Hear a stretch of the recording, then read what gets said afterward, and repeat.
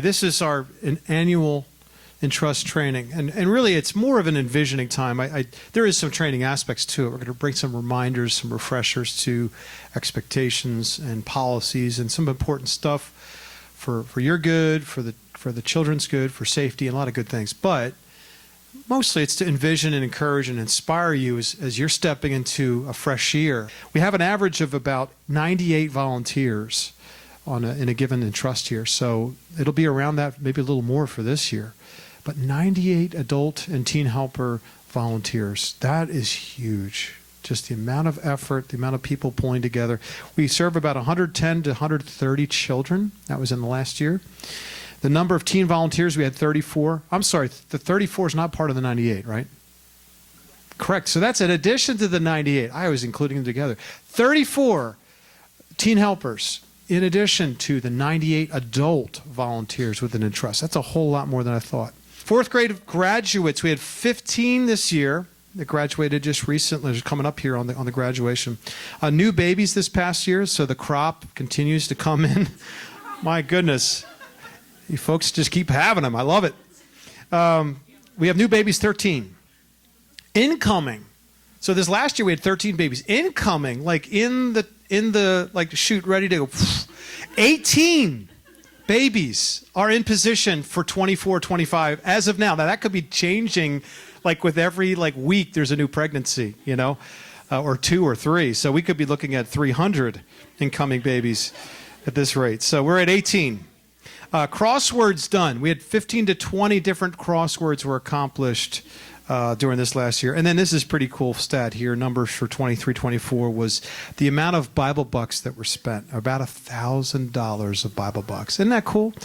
Every Bible buck represents one Bible verse that was memorized by a child. That's over 1,000 verses of Scripture from our kids pulling together doing that. So I'm very, very grateful. That kind of gives a big picture by numbers for what's going on in Entrust and just how much we should be aware and grateful to God for his blessings. So just a lot of great gratitude, a lot of new things, and the numbers there speak very loudly to God's kindness and faithfulness to all that's happening. So I'm going to have Shiloh come up, roll through a whole lot of odds and ends and direction and instruction for you.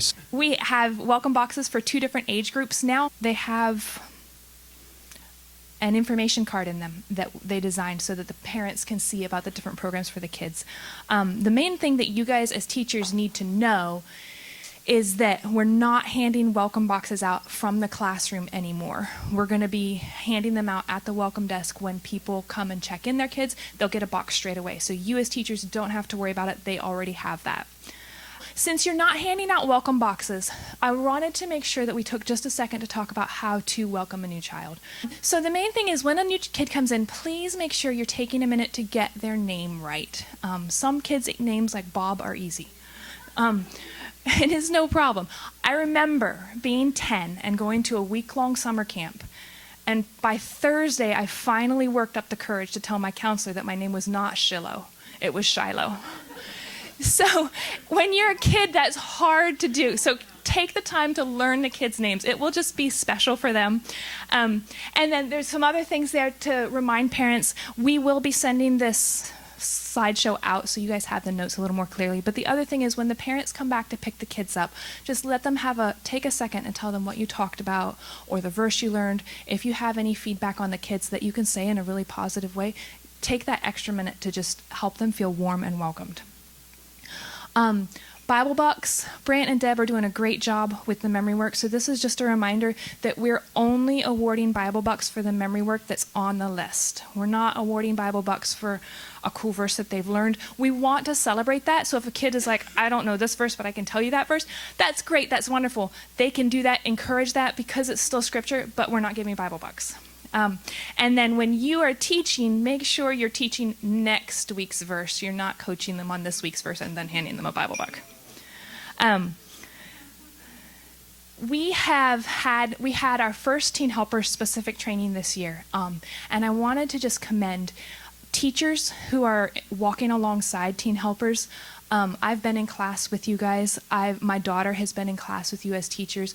You teachers are doing such a good job of training our girls to serve well and faithfully. I'm so thankful for just all the different ways you guys have taken them under your wing to build them up. Parents, your girls are serving our families so well. They're coming, they're supporting our teachers, they're loving on our kids. I've seen little ones looking up to the big ones. They relate to those big kids a lot more than they do to grown-ups.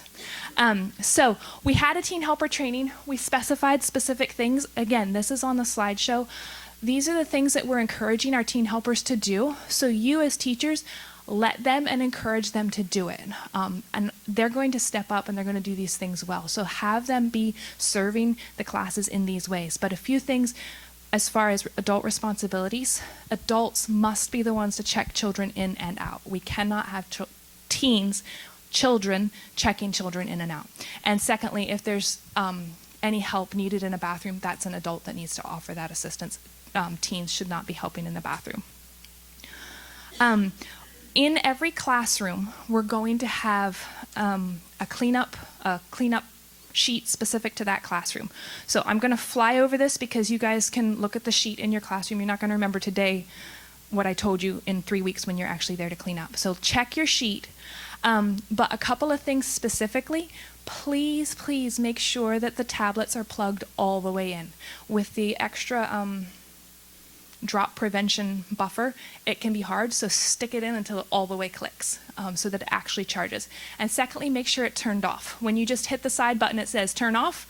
You actually have to hit yes, I actually want to turn it off. Sometimes 2 or 3 times. So please turn it all the way off and plug it all the way in. Check your page for what's the cleanup expectation for your class.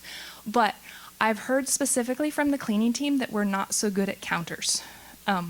Which if you see my counters at home, nobody's surprised. But here at church, if we could please clean off the counters, put the papers away, throw the trash away, don't leave coloring sheets out, don't leave extra pictures out, put them back where you found them, clean the counters off. That is the number one thing I have heard from the cleaning team that they need our help on. So please clean the counters off.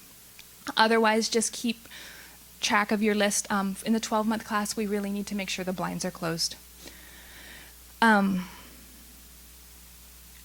We wanted to tell you that this year we've gone through, especially in elementary. If you guys have taught elementary for more than 2 lessons, you know that the lessons have object lessons that are challenging, unique, unhelpful, ridiculous.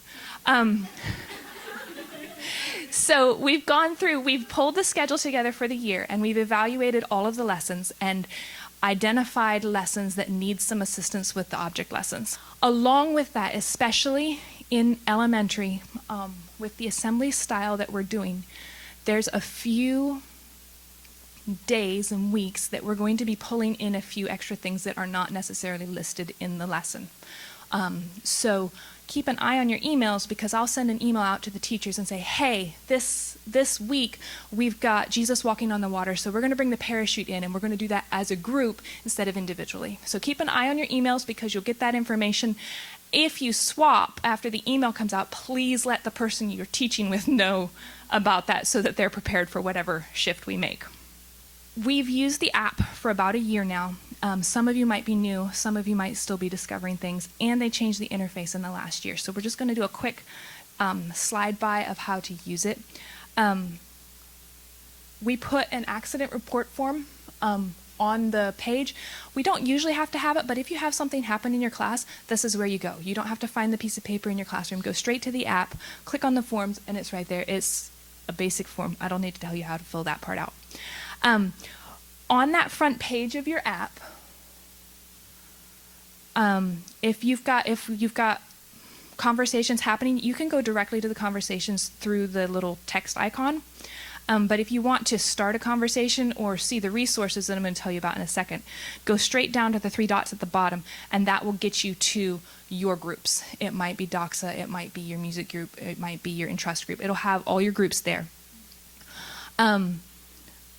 In your specific group, there's a spot for resources here in the middle tab, and on our group apps, we will have a cleaning sheet, we will have how to find a sub and your teaching schedule. All of those will be on the app available for you to check and look at. So what we're asking you guys to do, and this is just the high level how to find a sub, but basically get on the app and ask for a sub. Tell people what class you're in, what you could fill in for, and just have that conversation, interact on the app. That's where we'd have most of our conversation, most of our communication will come through the app. The main thing that's a little different, if you guys know if it comes to be within a week of when you should serve and you still haven't heard from anybody or something comes up, reach out to your team leader first, just so that they're aware that the time is a little tight. And the other thing is, when you're finding a trade, it serves everyone best if you can trade like for like. So we have a lady trade with a lady, a man trade with a man, a teen helper trade with a teen helper. If you're really getting stuck and you say, well, there's a teen helper who's available, communicate with your team leader. There's some places where we can do that, but there's other places we can't. So just let us know where that is. But the rule of thumb is like trades with like. It keeps all our classes flowing better, and it stops us scrambling on a Sunday morning. And then finally, as those conversations are going on and it's not relevant to you, it's not your age group, you're not there that week, you can mute the conversation. In the actual conversation, it's the little caret pointing down, and then it's mute on the side. Please do not freeze the conversation. I don't know what happens there, but that sounds like a way to have some big gaps on Sunday morning. All of that same information is also available on the church website, but also on the church website is your lesson plans and your manual. Those are not available on the app, so when you're teaching, you will need to go onto the website to find your lesson plan. That's your password information. The password does not take effect until September 1st, so that password won't work like for 2 weeks. The lesson plans are listed 2 to 3s, 4 to 6, and elementary. Pay attention, because if you click on the 4 to 6 lesson, it's not going to be the same as elementary, and everybody gets confused for a little bit. So just double check that you're in the actual age group, because there's quite a lot that drop down when you click on it. When you get invites, they might come to the app or you'll get an email. When you get invites, please respond. If you cannot make it, hit I can't make it, and it's helpful if you write in why or who's covering for you. Even if we've seen it on the app and we've said, oh yeah, we know that, go ahead and hit decline and who's doing it, because I forgot or it's new. What happens is, if there's a lot of yellow, people don't really know what's going on. And then I get a call from Josiah, and I've got 2 kids in Doxa now, and then I have Josiah saying, we need to talk.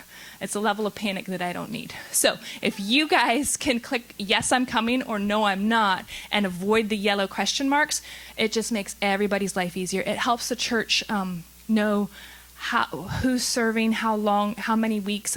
I'm not sure. It sounds like a lot of math, but it serves the church for you to say yes, I'm coming, or no, I'm not. So our child safety policies, if you look at page 18, we talk about the purpose of our child safety policies. It's to protect the children participating in public Crossway Church meetings. It's to protect volunteers from unfounded accusations of abuse, and to protect the church from harmful litigation.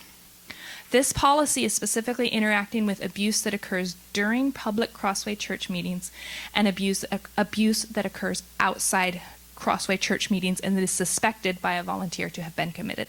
So that's the purpose of our policy. And we interact with how we protect our kids. We interact with that in a couple of different ways. We do background checks for every adult in the classroom. The interview that you had for membership is part of our screening process. And the definition of child abuse on page 19 is straight from Child Protective Services. And we have specific guidelines actually on Sunday mornings to help prevent child abuse. So one category is check in and check out. Like I said, an adult must be the one checking in and checking out, and there must be 2 adults in a classroom. Teen helpers do not count as adults, particularly as the girls get older and they're 18. They're still listed as teen helpers, so please be aware of, if you have older girls serving, please just be aware of the fact that they are older. They're at 18, they're an adult, but they don't count as an adult because of how we have them listed. So adults must check them in. Children must be released by an adult or an older sibling who's 13 or older. We can't just have kids running down the hall straight into class. Mark the kids on the tablet. Sometimes you'll have a name on the tablet that says, oh, hey, they printed out a tag and they didn't turn up to class. That's no big deal. Parents just didn't bring them that day, and that's fine. But if you end up with a child in your class who is not on your tablet, that is something that you need to let us know about so we can make sure that they and their parents connect and are in the right spot. And then you guys all know when parents come to pick up their children, they must show the tag with the number on it for you to release them and mark them off on the tablet. We're going to be sending out an email to parents because you can, even if you lose your tag or you lost the screenshot on your phone, you can still pull up the tag through Planning Center. So we'll send an email out to parents with instructions on that. If a child doesn't get picked up, talk to an usher or talk to a team leader and we'll try to make sure they get them connected. But you guys don't have to stay for 45 minutes after the service waiting for somebody to pick them up. So 2 adults in the classroom. We don't have additional adults coming in just to come hang out. In the bathrooms, child safety, no teens in the bathroom. Honestly, try to have the kids go to the bathrooms by themselves. If for some reason a child needs help, it's best if a lady goes in and helps them. Leave the door half open. And I personally think it's wise to tell another adult that you're going to be stepping into the bathroom. We as team leaders will be doing just spot checks throughout the weeks and months, just peeking in and stepping in if we need to, which is also helpful for you guys. If you guys are having somebody who's just struggling from week to week, we'll come in and sit and watch and be like, oh my goodness, have you seen this one interact with this one? Let's create a seating plan. Or, oh hey, this kid, he just needs a snack. When they are crying all morning, they just need a snack. It's okay.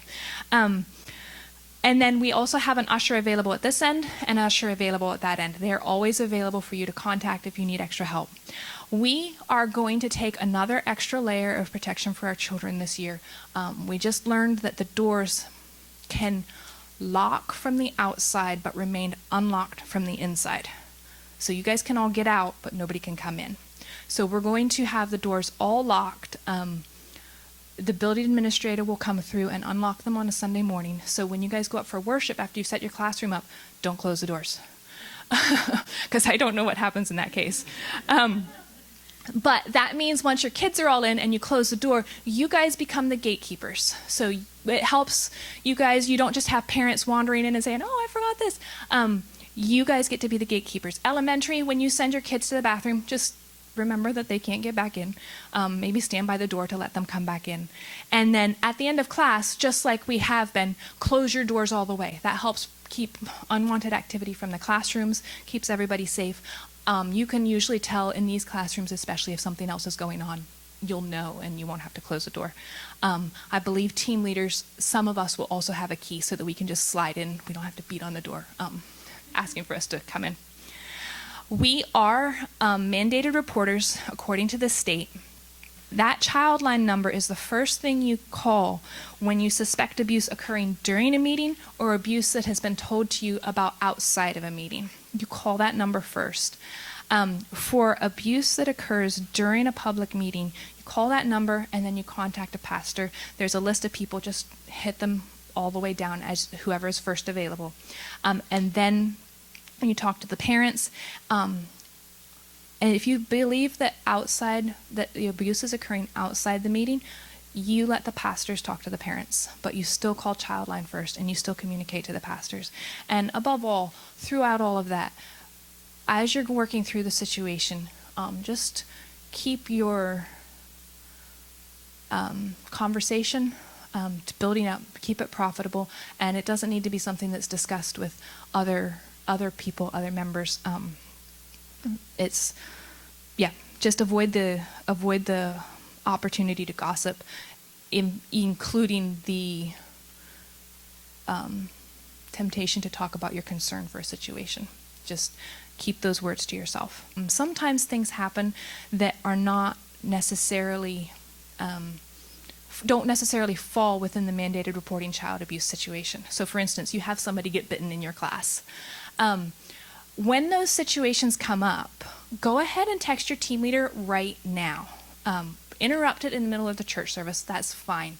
Text your team leader. If you can't get a hold of them, text me. And we'll come down and interact with the situation and decide if we need to escalate it to church leadership, decide how we need to interact with the parents. It's so much better for us to have a minute to talk about that before everything happens with parents coming in to pick up children. If you just catch us then, we're all trying to scramble and figure out who goes with which parent and then what needs to happen and how we need to talk to the parents. So give us that time. Go ahead and text us during the meeting to let us know that something unusual happened, and we'll interact with it right then to help everybody have a more positive conversation. Child safety procedures and policies. We do have our Ministry Safe programs in place, been in effect now for many years. I'm trying to remember how many years it's been. Well over 5, I'm thinking at this point.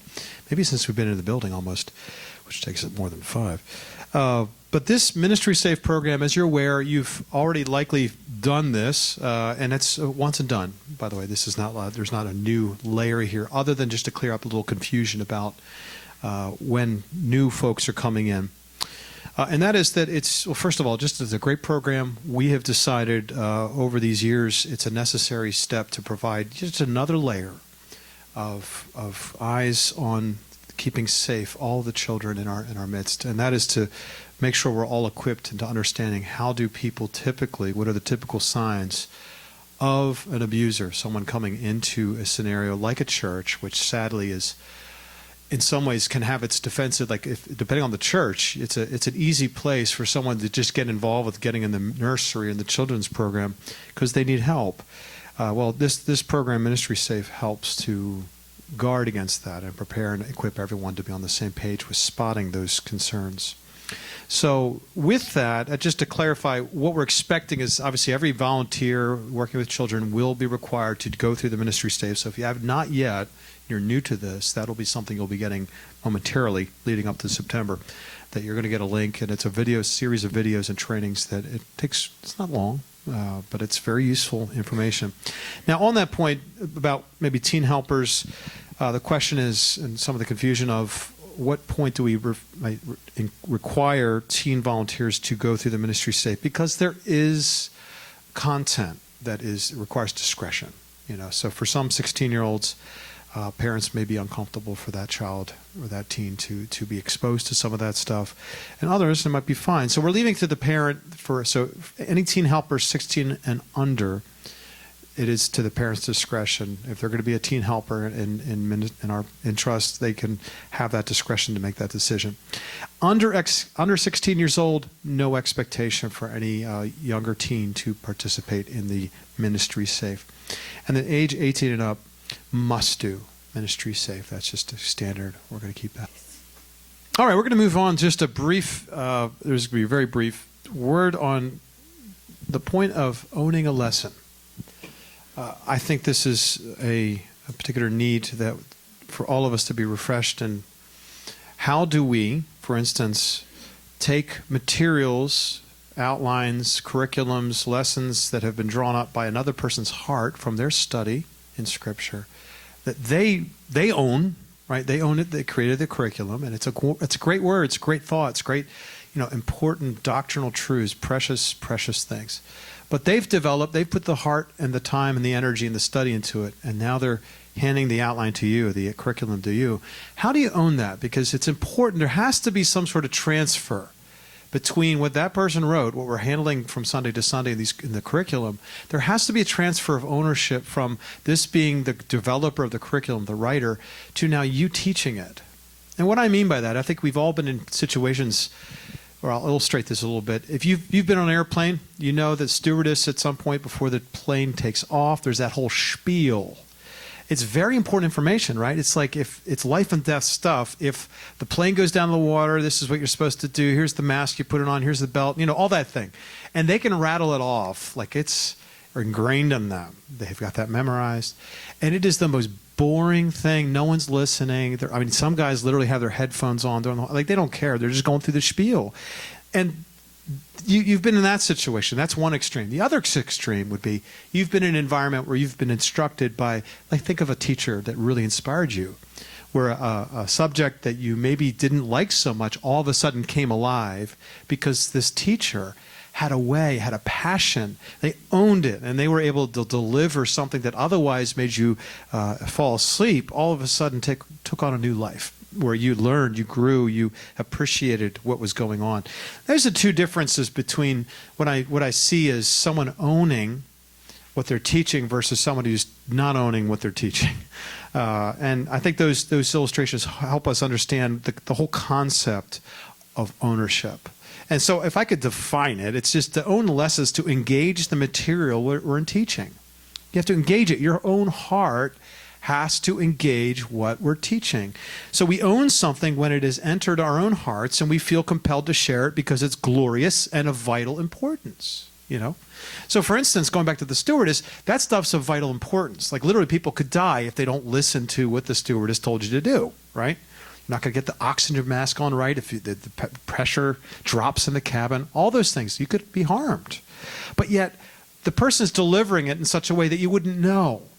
They're not engaging the material, the instruction in such a way that they feel that it's a vital importance, you know, and certainly everyone there listening doesn't think so. But we're going to call all of us to have both our lips and our hearts agree. This is just as important. You think about it. When we sing to the Lord, the concern of hypocrisy is that our lips and our hearts are in disagreement or they're disconnected. That's a concern. So that applies when we're teaching the truths of God in Scripture and bringing the gospel to children. You have to feel the compulsion of this is vital and precious stuff. I love the Lord. I want these kids to know the Lord, and I'm engaging this lesson with my heart. It's not just rolling off my tongue in a way of passing on information like a stewardess, but I'm passing on the Savior. I'm teaching about the one I love. And there's you can tell the difference when someone's engaging a lesson, owning a lesson, versus someone who is literally just reading words like a robot off a page. So our goal is, much as we would want in singing to the Lord, that our hearts and our lips would be in a full agreement. So we sing heartily to the Lord means our heart is engaging the hymn that I'm singing. You know, same thing here. We want to engage the instruction of truth and the gospel to these children in a way that our heart is all over it. Like it's our heart's on our sleeve. We love the Lord, and we want these children to know his love. That's a powerful thing. And for our sakes, we need the Holy Spirit certainly to help us so that this is done unto the Lord. So this is done in such a way that our hearts and our lips do agree. So it's clear by even the radiance of our face, by the way we position ourselves in talking with children, by the way our voice is inflection, that children can hear when you're teaching or if you're assisting, whatever role you're playing, that your role in that room, you're leaning forward, as it were, you know, towards Jesus and the truth of the gospel with these kids so they can see your example. And I want to speak to the teen, you know, to the teen helpers as well. You know, you might think, okay, this is just for the teachers. But let me tell you, if you're sitting there and you're disengaged and your heart's not connecting with what's being talked about, your example is going to deaden the dynamic of that room. It's going to harm. Your example is going to harm what children should be doing themselves. We all need to be leaning together towards Jesus when we're talking about him. We all need to have our ears perked up, you know? And same thing with assistants, that as the teacher's teaching, that you're leaning forward and showing an example of what does it mean for me to listen attentively and to have a love for the very Lord who the teacher's talking about. That's the goal, is we're all doing this together. It's not just the teacher with the lesson. It's all of us participating, engaging the truth together. And as we do that, we're going to together own the lesson. That's the goal. We want to own it together. So teachers, assistants, teen helpers, we own it, okay?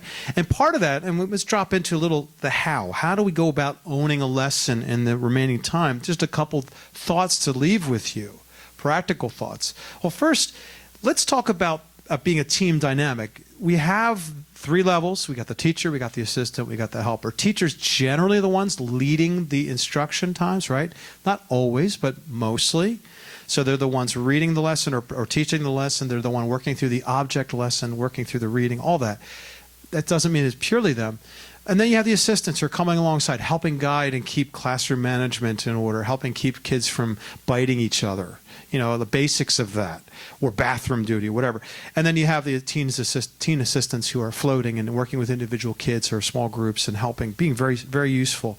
Well, let's think about this as a team effort. So when it comes to owning a lesson, I would suggest, and this begins in preparation phase, by the way, days and days before Sunday, that you're all reading that lesson. So teen helpers, you're reading the lesson. Assistants, you're reading the lesson. You're becoming understanding of what you're about to talk about or what's going to be taught on Sunday. So you're aware and you're gripped by the truth of Jesus Christ and God that's going to be shared on Sunday. So you're gripped by it. And maybe as you're doing that, maybe ideas come to mind about a potential object lesson that's far better than the lame one that's in the curriculum. And whatever. Maybe as your assistant, you have an idea strike you. Well, write that down and share that. Call your teacher. Be like, hey, I was reading the lesson. This idea came to my mind. What do you think? And all of a sudden, you've really created a team atmosphere where this lesson has been owned, and we're building and making it better. Same with teen helpers. Read the lesson. Be prepared. And bring your ideas, too. We want to hear from you as well. You play a big role in helping kids, helping them to come to grips with Jesus and the gospel, the truths of God.